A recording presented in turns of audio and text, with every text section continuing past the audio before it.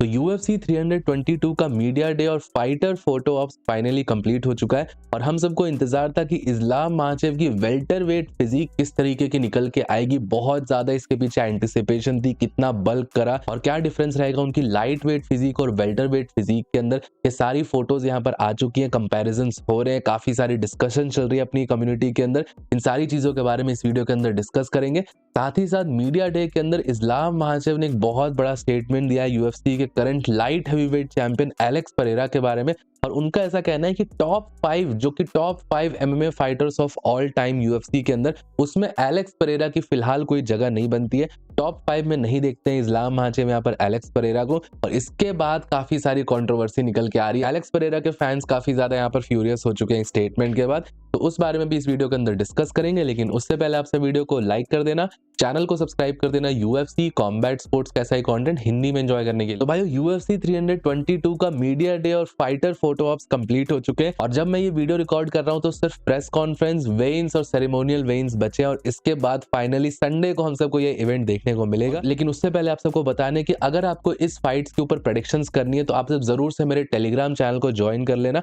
अपने Telegram channel के ऊपर मैं अपने प्रेडिक्शंस, मेरे हिसाब से कौन से फाइटर्स जीतने वाले, कौन से नहीं जीतने वाले, क्या मैं इस्लाम माचेव पे अपना कर्स डालूंगा या नहीं डालूंगा, ये सारी चीजें मैं अपने टेलीग्राम चैनल पे आप सबको सबसे पहले अपडेट कर दूंगा। तो जरूर से मेरे टेलीग्राम चैनल को ज्वाइन कर लेना, उसका लिंक आप सबको नीचे पिन कमेंट्स में मिल जाएगा। बाकी भाइयों अब बात करते हैं कि ये मीडिया डे और फाइटर फोटो ऑप्स में क्या क्या हुआ। तो फाइटर फोटो ऑप्स में यहाँ पर फाइनली इस्लाम माचेव की फिजिक निकल के आई, जो बेसिकली फाइटर्स के जो फोटोज लिए जाते हैं फाइट से पहले, उनकी फिजिक के, उनकी प्रिपरेशंस की बेसिकली एक फोटो शूट होता है प्रॉपर, ताकि आगे आने वाले टाइम में उन फोटोज को यूज करा जा सके। हम जो देखते हैं यूएफसी के ऑफिशियल फोटोग्राफ्स होते हैं वो इसी टाइम पे खींचे जाते हैं और इसी से पता चलता है ये बेसिकली वेइंस से पहले की फोटोग्राफ्स होती है। तो एक्चुअल फिजिक यहाँ पे निकल के आती है। यूजुअली फाइटर्स इस टाइम पे काफी ज्यादा श्रेडेड होते हैं और इस्लाम माचेव की लॉन्ग अवेटेड फिजिक जो कि लाइट वेट डिवीजन से अब वो वेल्टर वेट डिवीजन में गए, उसकी थी। हम सबको इंतजार था, काफी सारी बातें चल रही थी पूरे फाइट वीक में, क्रिएटिन इस्लाम माचेव की बातें चली जा रही थी। साथ ही साथ उनकी ट्रेनिंग फुटेजेस निकल के आई थी तो उसमें काफी बल्की और हैवियर दिख रहे थे। बट भाइयों यहाँ पे जब फाइनल फोटोग्राफ्स निकल के आई, कैमरा के सामने आए इस्लाम माचेव की, अगर आप सब एक इंस्टेंस में मुझसे पूछोगे लाइट वेट डिवीजन की जो फोटो थी जो जनवरी में उन्होंने खिंचवाई थी रेनाटो मोइकानो से फाइट करते टाइम पहले, और यहाँ पर इस वाली इमेज को कंपैरिजन करते जाओगे तो एक लुक में आप देखने जाओगे तो ऐसा बिल्कुल भी नहीं दिखेगा कि ये कोई डिफरेंट फोटोग्राफ्स है। मुझे तो सेम फोटोग्राफ्स दिखी। अगर आप चेंजेस देखने जाओगे बहुत पर्टिकुलरली तो आपको यहाँ पर आर्म्स वगैरह पे दिखेंगे, शोल्डर ट्रैप्स वगैरह पे थोड़े बहुत बल्कनेस यहाँ पर दिखेगा इस्लाम माचेव का। बाकी ओवरऑल यहाँ पर सेम फोटो ही लगेगी एक सिंगल ग्लैंस में अगर आप देखने जाओगे तो। अब क्या इसका मतलब ये रहा कि इस्लाम माचेव का बल्क फेल हो चुका है, वो कोई बहुत बेटर फिजिक नहीं लेके आ पाए या उन्होंने साइज ज्यादा गेन नहीं करा? तो मैं आप सबको बताना चाहूंगा भाइयों, जो ऐसा यहाँ पर कहा जाता है कि आप एक सीजन बल्क करके ऐसे मॉन्स्टर फिजिक बना लोगे या बहुत ज्यादा मास पुट ऑन कर लोगे, तो ऐसे चीजें पॉसिबल नहीं हो सकती, स्पेशली नेचुरली। मैंने आपको पहले की वीडियो में बताया था कि एक नेचुरल इंसान, चाहे वो यूएफसी फाइटर हो या बॉडी बिल्डर हो, कुछ भी फर्क नहीं पड़ता है, अगर आप नेचुरली मसल गेन करने जाओगे तो एक साल में आपकी बॉडी की नेचुरल लिमिट है 3 से 4 किलो बस। इससे ज्यादा आप नेचुरली यहाँ पर मसल एक साल के अंदर पुट ऑन नहीं कर सकते हो। और इस्लाम माचेव के पास तो और भी कम टाइम था एक साल से पहले, तो आप समझ सकते हो जो लीन मसल मास है वो एक्चुअली में सिर्फ 2 या 3 किलो ही ऐड कर पाए होंगे इस्लाम माचेव। और हम सबको पता है as a UFC fighter, as a athlete, सिर्फ यहाँ पे फैट पुट ऑन करने की कोई जरूरत नहीं है, यहाँ पर उसकी कोई हेल्प होगी नहीं यहाँ पर इस्लाम माचेव को, इसलिए यहाँ पर कोई सिग्निफिकेंट चेंज नहीं दिखा। अब बहुत सारी जो नई ऑडियंस है उनको ऐसा लग रहा होगा कि वो 15 पाउंड एक्स्ट्रा यहाँ पर आने वाला होगा, वो बहुत ज्यादा इफेक्ट डालेगा। तो वो 15 पाउंड जो एक्स्ट्रा आया इस्लाम माचेव के, उसमें मोस्टली वो वाटर वेट भी ऐड होता है बॉडी का, और इस्लाम का ऑलरेडी भी बहुत ज्यादा वेट हुआ करता था, तो आप समझ सकते हो बहुत ज्यादा डिफरेंस यहाँ पर फिजिक में फील नहीं होगा। बट मैंने फिर से आप सबको बताया, ये फर्स्ट ग्लैंस में अगर आप इसको पर्टिकुलरली देखने जाओगे तो ऑब्वियसली आपको उनके शोल्डर्स वगैरह पे यहाँ पे थिकनेस दिखेगी और ओवरऑल फिजिक काफी ज्यादा रिहाइड्रेटेड दिख रही है, क्योंकि लाइट वेट डिवीजन में वो बहुत ज्यादा वेट कट करते हैं।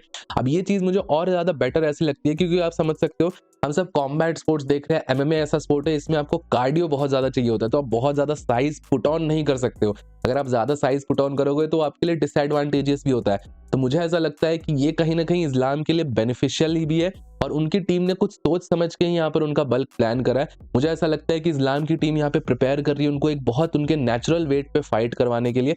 और भाइयों ऐसा डेफिनेटली होता है कि जब आप अपने नेचुरल वेट पे फाइट करते हो, अपने वेट से बहुत ज्यादा नीचे डिहाइड्रेटेड भी नहीं और बहुत ज्यादा गेन वेट पे भी नहीं, तब आपकी परफॉर्मेंस कुछ नेक्स्ट लेवल ही निकल के आती है। और ये चीज रिलेट कर पाएंगे मेरे वो भाई जो बॉक्सिंग या रेसलिंग जिम्स में जाते होंगे, आप सबको पता है कि जब आप वेट कट कर रहे होते हो तो आप काफ़ी लो ऑन एनर्जी होती है, या जब आपकी वेट थोड़ा ज़्यादा होता है तो आप उतना कार्डियो की तरफ से पुश नहीं कर पाते हो। लेकिन जब आप अपने वो प्रॉपर जो एकदम परफेक्ट स्वीट स्पॉट वाले वेट पे होते हो, फिट होते हो, काफ़ी अच्छा मूड होता है, तो उस तरीके से आपकी परफॉर्मेंस भी बहुत तगड़ी निकल के आती है। तो आप सब समझ सकते हो कि एक नेचुरल वेट पे फाइट करवाने की कोशिश कराई जा रही है यहाँ पर इस्लाम महाचेव के कैंप की तरफ से। बाकी भाई समरी में यहाँ पर यही चीज बताऊं कि फिजिक में कोई बहुत ज्यादा चेंजेस नहीं निकल के आया है, लोग जैसा एंटिसिपेट कर रहे थे। ऑब्वियसली सिर्फ 7 से 8 महीने का टाइम था यहाँ पे बल्क करने का, बट यहाँ पर उन्होंने डेफिनेटली जो lean muscle mass put on करा है उससे उनको हेल्प जरूर होने वाली है फाइट में, और उनकी टीम यहाँ पर उनको एक नेचुरल वेट पे फाइट करवाना चाह रही है जिससे उनकी परफॉर्मेंस काफी ज्यादा ऑप्टिमाइज निकल के आए। भाई यहाँ पे परफॉर्मेंस की बात करें तो इस्लाम महाचेव से बेसिकली मीडिया डे के अंदर पूछा गया कि वो क्या एलेक्स पेरेरा को टॉप 5 के अंदर देखते हैं, और उनसे बेसिकली उनकी लिस्ट पूछी गई जिसमें एलेक्स पेरेरा नहीं थे। तो इस्लाम महाचेव का ऐसा कहना है कि एलेक्स पेरेरा के लिए फिलहाल कोई जगह नहीं है यहाँ पर यूएफसी के टॉप 5